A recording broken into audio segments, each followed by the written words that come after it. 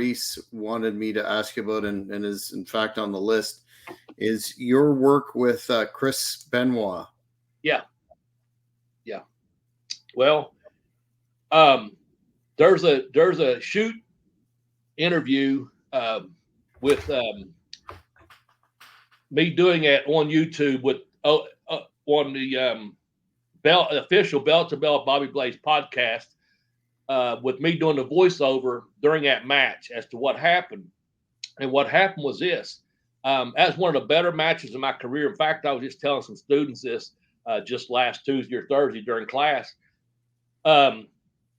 It's one of my top 5 matches of all time that I've had. And it started, it was in Toledo, Ohio. And we'd just done a pay-per-view for the World War III at the time, 97. And long story short, I didn't know what was going on. And I know I say it a whole lot, long story short, but I didn't know what was going on. And I went to the building.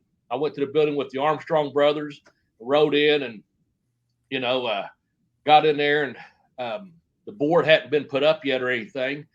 And I was just, getting ready to had my stuff by my chair, and Chris Benoit came to me and he's just kind of, and here's the thing. I knew Chris. I'd been in Australia with Chris. So I had been in Australia for 21, 22 days around him every day, and I knew him when I got there. I'd see him every time I saw him.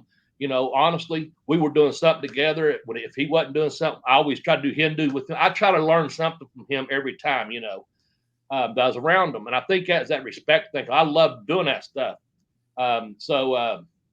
We wasn't buddies, pal, and traveling. I'm just saying, if I saw him, we'd done something together. He knew I liked doing them from over in Australia. And so that's what I got. In Australia, we was there like maybe 2 first days we ribbed each other. He ribbed me really good.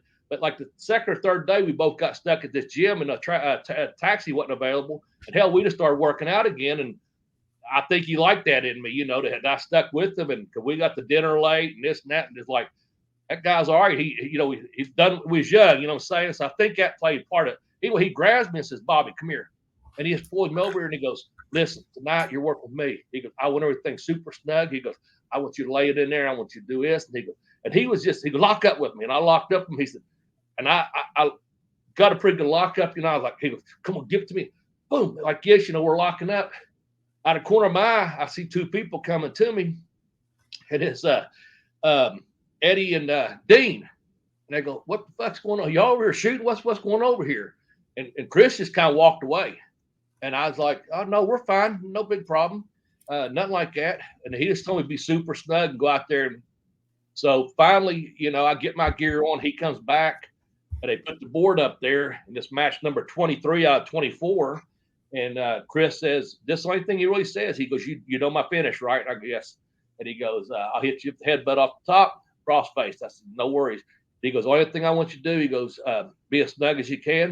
And he goes, "The only thing I'm going to call out there is one thing." He said, "If I say knees," he said, "I'll have you bent over." I had the long hair, and he said, "I'm going to have you bent over." And he goes, "If I say knees, protect yourself," because I'm throwing knees at you. And I said, "Well, I'll do it anyway." What I'm saying? Common sense. I had a little bit of background enough to know you want to throw their knee, block it, But so the only thing that said during that match was knees. And where he had already bent me over, I was protecting myself. So what happened was we went out there and, man, he started giving me something. And I got on him. Couldn't have asked for a better match.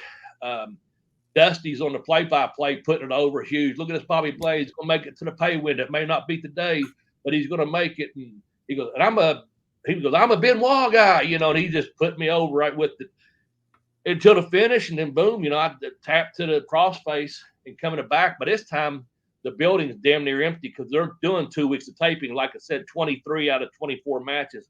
Hall and someone was the last match of the main event of that card, but it's also the last match of TV. And I go in the back, and the Armstrongs are there waiting on me, and a couple other people, a couple of the Mexicans usually stayed around after the matches, like watched all the matches like you should. But, we've been up here, and it's Thanksgiving, going to be the next couple of days. And I think I did it on Tuesday. I think we had one more day, then fly home, whatever it was. So anyway, I just started lacing my boots. I was sitting there minding my own business. And Mongo McMichael comes up, standing like right here above me. He goes, "Hey, kid." I looked up, he's a big beast back then, big, strong guy. And I always spoke to him, no disrespect or anything like that. He goes, "Hey, kid." He goes, "I didn't know you could fly around like that out there."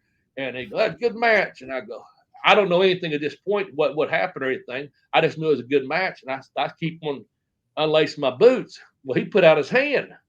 And I've seen and heard how you talk to people before, and that's not someone you want to mess with, And he wasn't messing with me. He was just. I thought, well, I'm not going to be disrespectful. I'm going to shake the man's hand because I don't know what the fuck he got to say, really. So I shook his hand. I reached like that, shook his hand. He said, "Maybe one day you and I can get in there and do it. I didn't know you could do all that stuff." And I said, "Well, it'd be my pleasure. Anytime you want to get in there, thanks." I didn't know what that was all about, And he like, "Well, good match, kid." Just walked away.